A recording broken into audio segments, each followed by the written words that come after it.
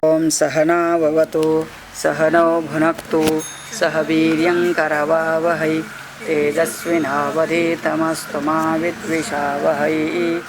ओम शांति शांति शांतिः।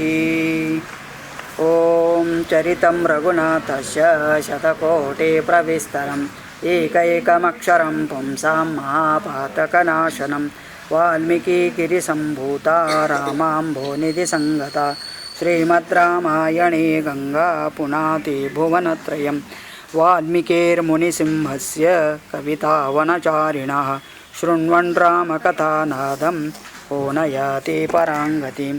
जय जय रघुवीर समर्थ सियावर रामचंद्र भगवान की जय। अयोध्या कांडे षड्विंश सर्ग 26वां सर्ग शुरू होता है। इसके पहले 25वें सर्ग में माता कौशल्या का आशीर्वाद लेकर अनुमति लेकर राम जी वन में जाने के लिए उद्युक्त होते हैं और जाने से पहले अपनी धर्मपत्नी सीता से मिलने जाते हैं। अभिवाद्य तो कौशल्याम रामः संप्रस्थितो वनम कृतस्वस्त्यायनो मात्रा धर्मिष्ठे वर्त्मनि स्थितः। तो कौशल्याम अभिवाद्य रामः संप्रस्थितः वनम, माता कौशल्य को नमस्कार करने के बाद राम जी वन के लिए प्रस्थित होते हैं।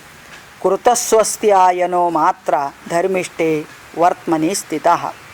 कौशल्य माता ने इनका वन प्रवास सुखकर हो इसलिए स्वस्ति वाचन, मंत्र पठन, हवन इत्यादि करा दिया है।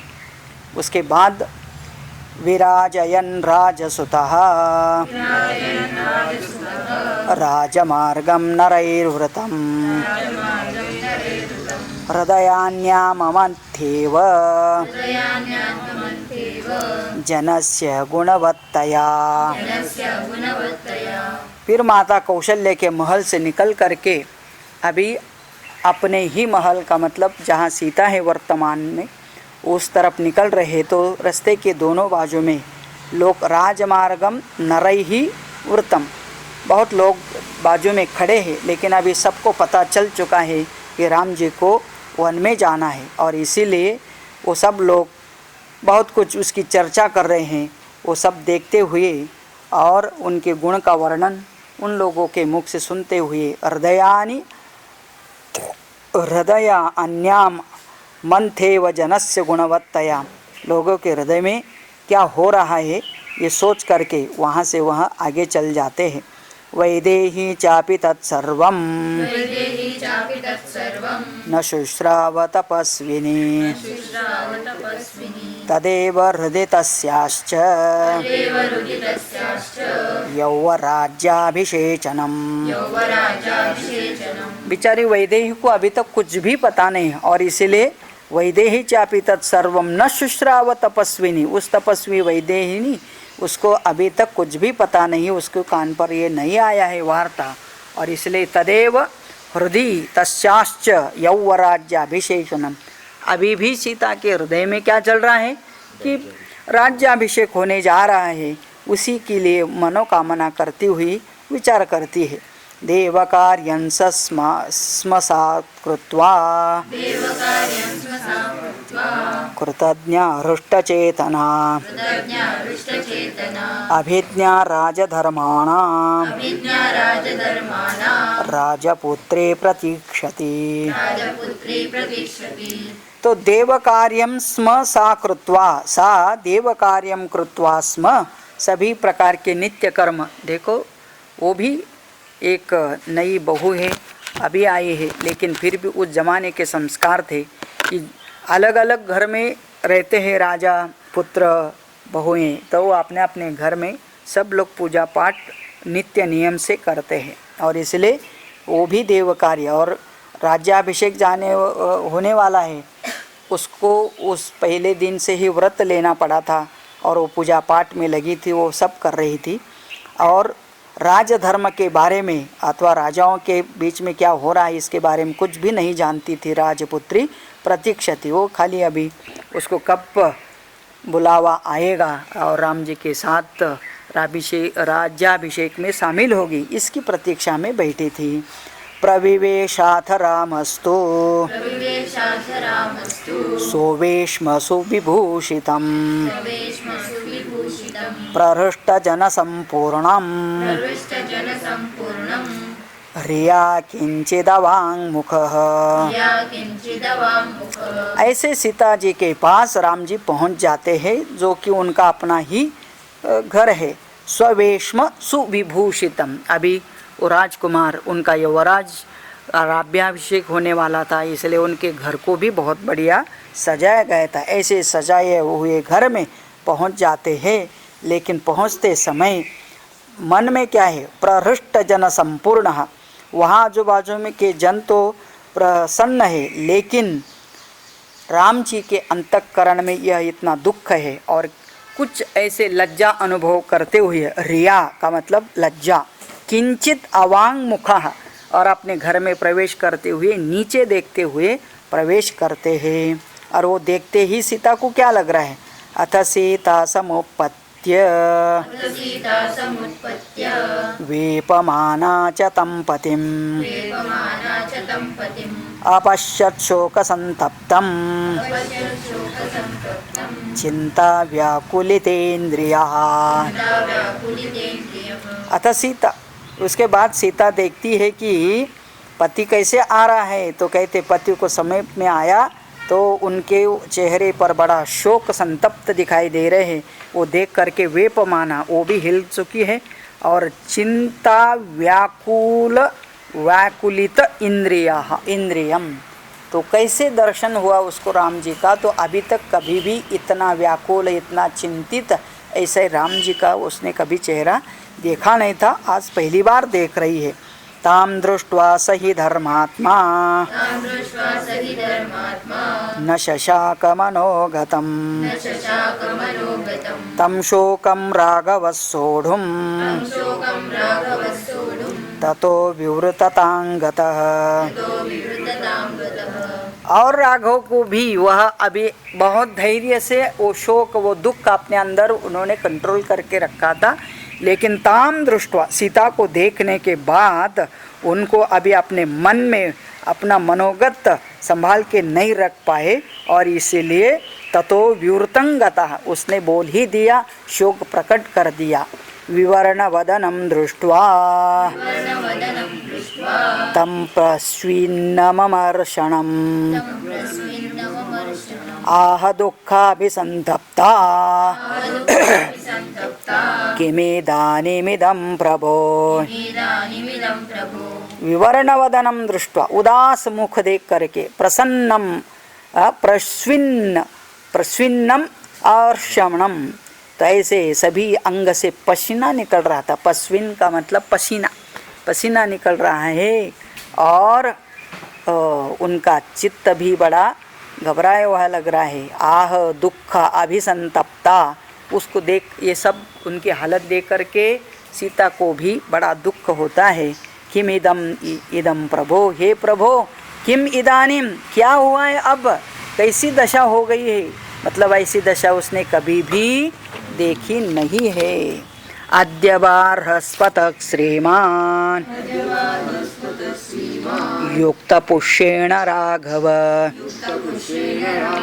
प्रोच्यते ब्राह्मणे प्राज्ञैः केन त्वमसि दुर्मनाः।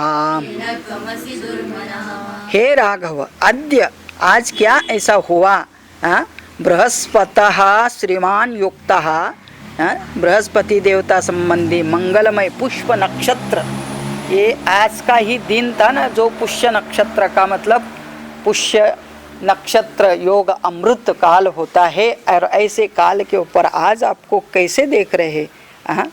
प्रोच्यते ब्राह्मण ही प्राज्ञ ही, बड़े ज्ञानी ब्राह्मणों के द्वारा कहा जाता है कि यह पुष्य नक्षत्र बहुत मंगल है। और केन त्वमसि दुर्मनः, ऐसे नक्षत्र पर आपका मन ऐसा दुखी उदास कैसे हुआ। न ते शतशलाकेन जलफेन निभेन च आवृतं वदनं वल्गु छत्रेण विराजते। तो कह रहे कि मैं देख रही हूँ इस समय आपका मनोहर मुख कैसे हुआ, फेन के समान उज्ज्वल तथा 100 तिलियों वाले श्वेत छत्र से आच्छादित नहीं है। मतलब प्रसन्न मुख कैसा दिखता है और अप्रसन्न मुख कैसे दिखता है वो समझा रही है। अतएव अधिक शोभा नहीं पा रहा है। छत्रेण अभिविराजते। और आज तो ऐसा हुआ है कि सब छत्र चामर निकल दिया जाए, अमावस्या का पौर्णिमा के जैसे लग रहा है करके वो वर्णन करते जा रही है। व्यजनाभ्यां च मोखाभ्यां च मुख्याभ्यां शतपत्र निभेक्षणं चंद्रहंस प्रकाशाभ्यां विद्यते न तवाननम्। व्यजनाभ्यां च मुख्याभ्यां, है ना, ऐसे व्यजन मतलब हवा डालने वाले होते हैं ना, ऐसे एक शतपत्र निभेक्षणम, शतपत्र के समान चंद्रहंस प्रकाशाभ्याम, चंद्र का प्रकाश और हंस का श्वेत वर्ण, ये दोनों मिला जाए तो उसके बनाए हुए चंद्र वो व्यजन होता है ना, कितना सुंदर दिखता है। विद्यते न तवाननम, लेकिन वो उसकी विरुद्ध उपमा दी जा रही है। वो होते तो कितना सुंदर दिखता है, लेकिन ऐसे वदन हो गया तो किसी की उपमा नहीं दी जा सकती है। वाग्मिनो वंदिनश्चापि प्रहृष्टास्त्वां नरर्षभः स्तुवन्तो नाद्य दृश्यन्ते मंगलैस्तुतमागदाः। जनरली जब भी जहाँ भी राम जी चलते हैं तो उनके आगे पीछे क्या रहते हैं, तो कहते हैं बंदी जन रहते हैं कि मतलब उनका काम होता है कि वो गुणगान गाते चले। वाग्मिनो होते हैं जो पंडित होते हैं, वो भी उनके गुण की स्तुति करते हैं। लेकिन आज कैसे देख रहे हैं, कोई भी आपके आगे पीछे क्या है, मंगलवाद्य भी नहीं है और ना कोई आपके स्तुति कर रहा है। न ते क्षौद्रंच दधीच ब्राह्मणा वेदपारगाः मूर्ध्नि मूर्धाभिषिक्तस्य ददते स्म विधानतः। हाँ, न वेद पारंगत कोई ब्राह्मण आज मूर्धाभिषिक्त कर रहे आपके, न मूर्ध्नि मूर्धाभिषिक्तस्य ददते स्म विधानात्। और वो भी कैसे, तो कहते दधि गीत पंचामृत मिला करके आपका राज्याभिषेक होना था, या तो हो सकता है कभी विशेष नक्षत्र पर उनका ऐसा स्नान भी करवाते थे। लेकिन आज कोई भी ब्राह्मण किसी भी प्रकार की ना आपकी पूजा कर रहे हैं ना मंत्र बोल रहे हैं। न त्वा प्रकृतयः सर्वाः श्रेणी मुख्याश्च भूषिताः अनुव्रजितुमिच्छन्ति पौरजानपदस्तथा। हाँ देखो, ना कोई सेनापति है, ना कोई प्रकृति का मतलब सुंदरता दिख रही है, वस्त्राभूषण से भी विषित मुख्य मुख्य शेठ साहूकार कोई भी आपके आगे पीछे नहीं देख रहे। तो फिर सबको न कोई मतलब चलना ही नहीं चाहता है, कोई उनका आगे पीछे चलना नहीं चाहता है, क्योंकि वो सभी लोग भी दुखी है ना। ऐसे दुख के समय कोई भी स्वयं का दुख प्रकट करे या सामने वाले का दुख देख करके और दुखी हो जाए, ऐसा इसीलिए कोई ऐसे इसमें शामिल नहीं होता है। इसलिए वो जब भी अंत्य यात्रा होती है लोग तो शामिल होते हैं, लेकिन कोई गपशप नहीं लगाता है, कोई आभरण नहीं डालता है, कोई अच्छी बातें भी नहीं कहता है। तो एक ऐसा प्रसंग आ चुका है। चतुर्भिर्वेग संपन्नैः हये कांचन भूषणैः मुख्य पुष्परथो युक्तः किन्न गच्छति ते ग्रतः। चतुर्भिः वेग संपन्न ही हयई, हय का मतलब घोड़े, और वो भी कैसे 4 घोड़े जो बहुत वेग वाले हैं, भागने वाले हैं। और कांचन भूषणैः, वो भी कांचन का मतलब सोने से सजाए हुए जैते हैं। मुख्य पुष्परथो युक्तः, रथ का भी नाम होता है पुष्परथ, और ऐसा पुष्परथ भी आगे आगे चलता है। जहाँ भी राम चलते हैं तो वहाँ ये ऐसा घूमने के लिए एक रथ रहता है विशेष, वो भी नहीं दिखाई दे रहा है। और क्या नहीं दिखता है? न हस्ते चाग्रत श्रीमान सर्वलक्षण पूजितः प्रयाणे लक्ष्यते वीर कृष्ण मेघगिरि प्रभः। तो जब जी राम जी चलते थे उनके सामने एक हाथी चलता था। वो भी हाथी कैसा है तो कहते हैं इतना बड़ा था वो, कृष्ण मेघगिरि प्रभः, समझो कि कोई बड़ा काला पहाड़ ही खड़ा हो, ऐसे बड़ा सा बड़ा वो हाथी वो उनके सामने चलता था, उनकी शोभा बढ़ाता था। ऐसा गजराज भी आज आपके आगे चलते हुए नहीं देखा। न च कांचन चित्रन्ते पश्यामि प्रियदर्शन भद्रासनं पुरस्कृत्य यान्तं वीरपुरस्सरम्। आपके सामने आप चलते हैं तो सुवर्ण जटित भद्रासन को सादर हाथ में लेकर, है ना, जहाँ भी बैठेंगे वहाँ वो आसन लगाते हैं। बहुत मठाधिपति के भी शिष्य रहते हैं, वो भी मठाधिपति का गुरु का आसन लेके चलते हैं। वो जहाँ भी बैठेंगे पहले वो आसन लगाते, वो आसन लेके भी आज कोई आपके सामने नहीं चल रहा है। अभिषेको सदा यदा सज्जः किमेधानीमिदं तव अपूर्वो मुखवर्णश्च न प्रहर्षश्च लक्ष्यते।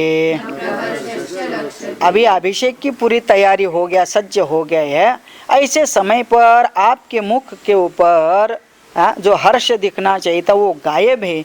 उसके जगह पर आपका चेहरा इतना उदास दिखाई दे रहा है। इतीव विलपन्तिन्ता प्रोवाच रघुनन्दनः सीते तत्र भवांस्तातः प्रव्रजायति मां वनम्। इतीव विलपन्तिम, ऐसा बोल करके, इसको बोलने का मतलब बोलना नहीं कहा जाता है, इसको विलाप कहा जाता है। विलाप का मतलब विविधम लाप, लाप मतलब बोलना। तो अलग अलग प्रकार से, इसलिए अपने यहाँ लोकल कोई मर जाता है तो फिर उसका गुणगान गाते हुए लोग रोते हैं, तो उसकी अच्छी अच्छी भी बातें बोलते हैं लेकिन फिर भी रोते हैं, तो उसका नाम है विलाप करना। तो इसी प्रकार सीता भी दुखी होकर के अभी तक जो बोल रही थी, ऐसे सीता को रघुनंदन प्रोवाच, राम जी उससे अभी पहली बार बोलते हैं और कहते हैं सीते, संबोधन, हे सीते, तत्र भवांस्तातः प्रव्राजयति मां वनम। हाँ, आज पूज्य पिताजी क्या किया उन्होंने, मुझे वन भेजने के लिए आज्ञा दे दी है। तो मतलब अभिषेक करने के बजाय मुझे वन में जाना पड़ रहा है। कुले महति संभूते धर्मज्ञे धर्मचारिणे शृणु जानकी नेदम् क्रमेणाद्यागतं मम। कुले महति संभूते, बहुत बड़े कुल में तू जन्म लेने वाली हो, धर्मज्ञ धर्म को जानने वाली हो, धर्मचारिणी धर्म का आचरण करने वाली हो। हे जानकी शृणु, तू सुन ले, ये न इदम क्रमेण आद्यगतम मम, क्या हुआ है, मैं अभी क्रम से तुमको सब कुछ बताता हूँ। तो मतलब उसको बेचारे कुछ भी पता नहीं ये क्या हो गया, क्यों हो गया, कैसे हो गया करके। और इसलिए कहते हैं राज्ञा सत्य प्रतिज्ञेन पित्रा दशरथेन वै कैकेय्यै मम पात्रे तु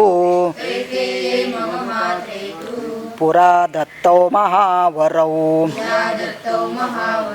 तो अभी कथा बता रहे हैं कि राज्ञा सत्य प्रतिज्ञेन पित्रा, सत्य के मार्ग पर चलने वाले राजा दशरथ जो हमारे पिताजी हैं, उन्होंने कैकेयी माता को कैकेयी मम मात्रे, उसको भी अपनी माता ही बोल रहे हैं, तो मम मात्रे पुरा दत्तो महावरो, 2 वर दिए थे कभी किसी काल में। तयाद्य मम सज्जेस्मिन् अभिषेके नृपोद्यते प्रचोदितस्य समयः धर्मेण प्रतिनिर्जितः। और वो इस प्रसंग में अस्मिन् अभिषेके नृपोद्यते, जब अभिषेक की तैयारी हुआ आज उसी समय पर, तो कहा जाता है कि कैकेयी ने वो अपने 2 वर प्रचोदितः स समयः धर्मेण प्रतिनिर्जितः, आज राजा धर्म संकट में है, क्योंकि इसी अवसर पर माता कैकेयी ने वे अपने दोनों वर मांग लिए हैं। क्या है वो वर, उसके बारे में बताता हूँ। 14 वर्षाणि वस्तव्यं दण्डके मया पित्रा मे भरतश्चापि यौवराज्ये नियोजितः।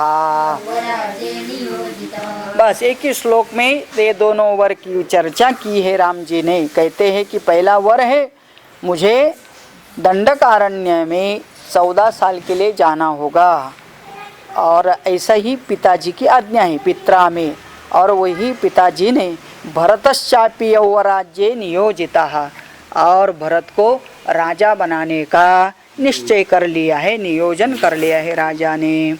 सोहम त्वामगतो द्रष्टुम प्रस्थितो विजनं वनं भरतस्य समीपे ते नाहं कत्यक् कदाचन रुद्धियुक्ता हि पुरुषा न सहन्ते परस्तवम् तस्मान्न ते गुणा कथ्या भरतस्याग्रतो मम। सोहम, सोहम का मतलब वही मैं। कौन सा मैं? जिसको 14 साल के लिए वनवास दिया गया है, वही मैं आज क्या करने जा रहा हूँ। प्रस्थितः विजनम वरम, मैं अभी वन को निकल पड़ा हूँ, और जाते जाते द्रष्टुम, तुझे देखने के लिए, मिलने के लिए आया हूँ। और मैं तुमसे ये भी बताने जा रहा हूँ कि अभी भरत राजा बनेगा, तो भरतस्य समीपे ते न अहम कत्यः कदाचन, तू तो यहाँ रहेगी, लेकिन तू यहाँ जब रहेगी तब भरत के सामने कभी भी मेरे गुण का वर्णन नहीं करना। किसके सामने किसके गुण का वर्णन नहीं करना? तो अपने ही पत्नी को बता रहे कि कोई भी पति अपने पत्नी अपने पति के गुणों का वर्णन करती है, कर सकती है, लेकिन कभी भी बड़ा आदमी मतलब राजा जैसा उसके सामने अपने पति के गुणों का वर्णन नहीं करना। क्यों नहीं करना? भरतस्य समीपे ते नाहं कत्यः कदाचन, कभी भी नहीं करना। क्यों? रुद्धियुक्ता ही पुरुषाः न सहन्ते परस्तवम, तो बड़े पद पर रहने वाले कोई भी व्यक्ति को समृद्धशाली पुरुष कभी दूसरों की स्तुति सहन नहीं करते हैं। एक नियम बता रहे राम जी, वो हमको याद रखना चाहिए।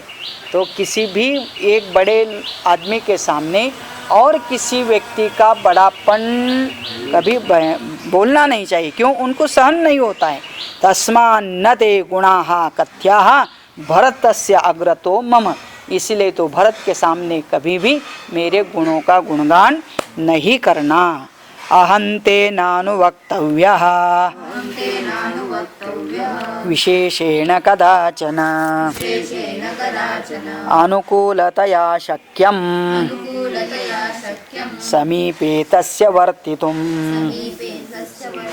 और इसलिए अहंते न अनुवक्तव्यः विशेषेण कदाचन, मैं बारंबार मेरी चर्चा यहाँ नहीं करनी चाहिए।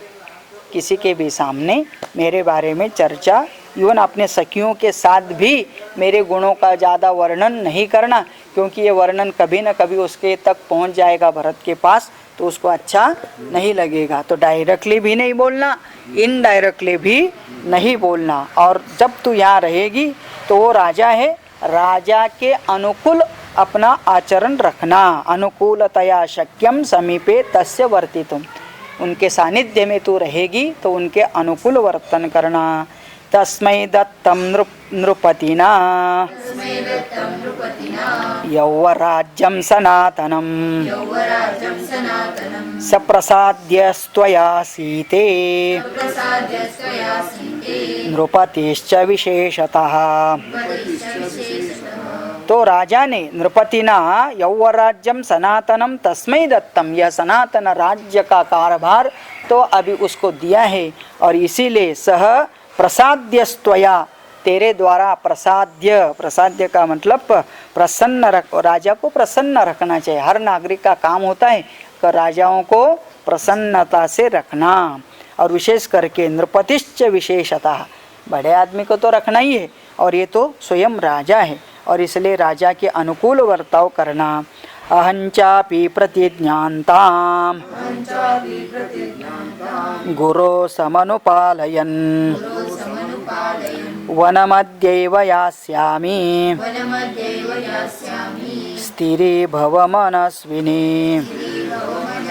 अहं च अपि प्रतिज्ञां तां गुरोः समनुपालयन्, जैसे किसी भी गुरु का शिष्य अपनी गुरु का आज्ञा पालन करता है, ऐसे मैं भी अपने पिताजी के वचन का पालन करने के लिए आज ही वन के लिए निकल पड़ा हूँ। स्थिरी भव मनस्विनी, और हे मनस्विनी प्रिय सीता, तो यहाँ पर स्थिर रहे, मतलब अपने आप को धैर्य धारण करके यहाँ रहना चाहिए। या ते च मयि कल्याणी वनं मुनि निवेशितं व्रतोपास परया भवितव्यं त्वया नघे। हे कल्याणी, एड्रेस संबोधन करते हैं, तो हे कल्याणमयी अथवा कल्याणी, अच्छे गुण वाली, मयि याते वनम, जब मैं वन में चले जाऊंगा, कैसे जाऊंगा? मुनि निवेशितम, मुनि का वेश धारण करके मुनि जनों के सेवित जो वन है उस वन में मैं जब चले जाऊंगा, तब तो यहाँ घर में क्या करना? व्रत उपवास परया भवितव्यम त्वया। हे अनघे निष्पाप पाप रहित कल्याणी, तू क्या करे? तो हमेशा व्रत और उपवास करते रहना, है ना। अभी यही हालत होता होगा ना, जिसके जिसके पति वहाँ से सेना में भर्ती होते हैं या दूसरे देश में जाके काम करते हैं, तो उनकी पत्नियां घर में क्या करती होंगी? तो ये ऐसे समय पर व्रत और उपवास करते हुए, मतलब तपश्चर्या करते हुए अपना जीवन जीना चाहिए। कल्यमुत्थाय देवानां कृत्वा पूजां यथा विधि वन्दितव्यो दशरथः पिता मम जनेश्वरः। कल्यम उत्थाय देवानां कृत्वा पूजां यथा विधि, है ना। कल्यम उत्थाय मतलब प्रतिदिन सवेरे उठ करके सबसे पहले देवताओं की यथाविधि पूजा करनी चाहिए। बाद में राजा दशरथ जो हमारे पिता है, जो सबके महाराजा हैं, और उनको भी आप जा कर के वंदन करते रहना चाहिए। माता च मम कौशल्या वृद्धा संतापकर्षिता धर्ममेवाग्रतः कृत्वा त्वत्तः सम्मानमर्हति। तो कहते फिर और कौन रहेगा यहाँ? पिताजी तो है, उसी प्रकार मम माता, और वो भी अभी माता कैसी है? वृद्धा कौशल्या माता, और वो वृद्ध होते होते उसके साथ और एक प्रॉब्लम हो गया, उसको संतापकर्षिता, उसको बहुत बड़ा संताप दुख हुआ है मेरा वन में जाने के कारण, और इसीलिए धर्म में वाग्रत कृत्वा, तो अपने धर्म का पालन करते हुए त्वत्तः सम्मानम अर्हति, तो भी उसको सम्मान देना चाहिए, उनकी सेवा करते हुए रहना चाहिए। वंदितव्याश्च ते नित्यं या शेषा मम मातरः स्नेह प्रणय संभोगैः समाहि मम मातरः। वंदितव्याश्च ते नित्यं या शेषा मम मातरः, कौशल्य के व्यतिरिक्त और भी मेरी माताएं हैं, उन सभी माताओं को भी तुम उनको नमस्कार करना, प्रणाम करना। और स्नेह प्रणय संभोगई ही, स्नेह के साथ उत्कृष्ट प्रेम देते हुए पालन पोषण की दृष्टि से सभी प्रकार के भोग उनको उपलब्ध करा करके उनकी सेवा करना और सबको आदर देते हुए जीवन बिताना। भ्रातृपुत्र समौ चापि द्रष्टव्यौ च विशेषतः त्वया भरतशत्रुघ्नौ प्राणै प्रियतरो मम।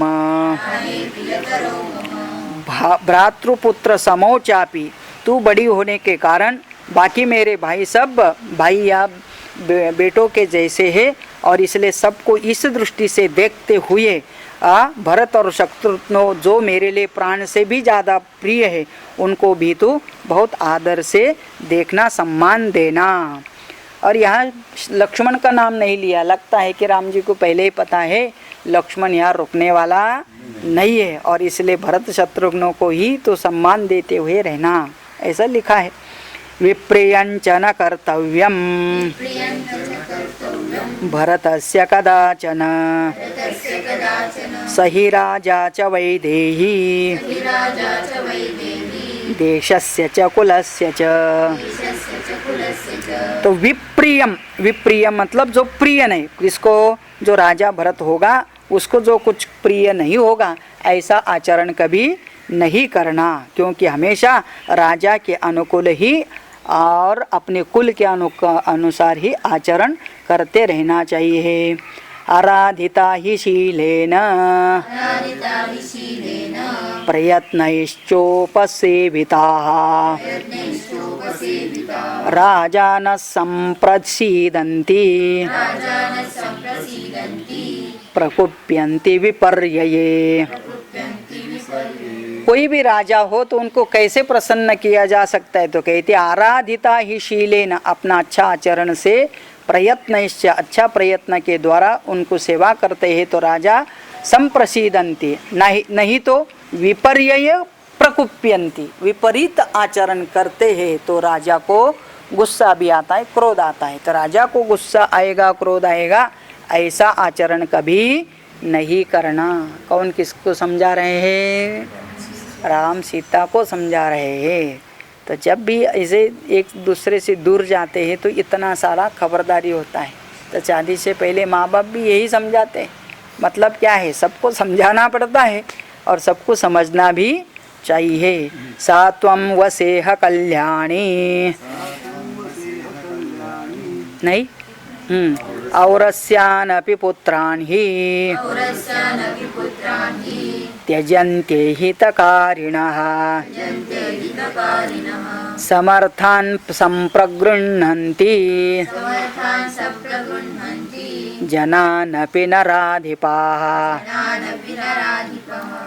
कहते हैं कि जब कोई प्रतिकूल आचरण करता है तो बड़े लोग, राजा लोग क्या करते हैं, औरस्यान अपि पुत्रान, भले वह अपने ही पुत्र हो लेकिन फिर भी उनको त्यजंती अहितकारिणा, जब वह राजा का अहित करने लगते हैं तो राजा उनका, अपने पुत्रों का भी त्याग करता है, उनको बाहर भेजता है। तो इसीलिए सबको अपने राजा के अनुकूल ही आचरण करना चाहिए। सा त्वं वसेह कल्याणी राज्ञः समनुवर्तिनी भरतस्य रता धर्मे सत्यव्रतपरायणा। सा त्वं वसेह कल्याणी, हे कल्याणी ऐसी तू वसेह, तो यहाँ रहे, मैं तुमको यही सलाह देता हूँ।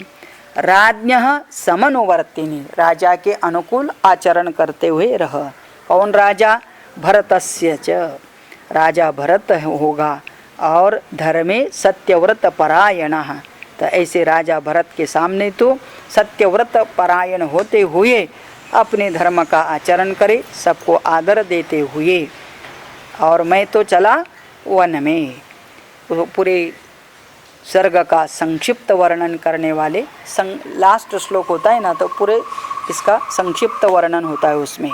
अहं गमिष्यामि महावनं प्रिये, त्वया हि वस्तव्यमिहैव भामिनी, यथा व्यलीकं कुरुषेण कस्यचित्, तथा त्वया कार्यमिदं वचो मम। अहम महावनम गमिष्यामि, हे प्रिये, हे प्रिय सीते, मैं तो महावन में चले जा रहा हूँ। त्वया ही वस्तव्यम इहैव भामिनी, हे भामिनी, ये प्रिय सीते, तुझे यही वास्तव्य करना चाहिए, यही रहना चाहिए। यथा व्यलीकम कुरुषे न कस्यचित्, और कभी भी किसी के लिए तुम्हारा वर्ताव कष्टकर न हो, दुख देने वाला आचरण न हो। तथा त्वया कार्यम इदं वचो मम, ऐसे ही मेरे कहने का या मेरे आज्ञा का या तो मेरा मत है कि तो ऐसे भला आचरण करते हुए यही रह जाए। ऐसा कहकर के राजा राम अभी प्रसन्न होते हुए, अभी क्या प्रसन्न, मन में दुख लेकिन बाहर प्रसन्नता दिखाते हुए यह भाषण संभाषण वो पूरा करते हैं। आगे सीता क्या करती है, क्या कहती है, वो अगले सर्ग में आता है। इसके साथ यह सर्ग यहाँ पूरा होता है। ओम इत्यार्षे श्रीमद् रामायणे वाल्मीकि आदि काव्ये अयोध्याकाण्डे षड्विंशः सर्गः। ओम पूर्णमदः पूर्णमिदं पूर्णात् पूर्णमुदच्यते पूर्णस्य पूर्णमादाय पूर्णमेवावशिष्यते। ओम शांति शांति शांतिः। जय जय रघुवीर समर्थ सियावर रामचंद्र भगवान की जय।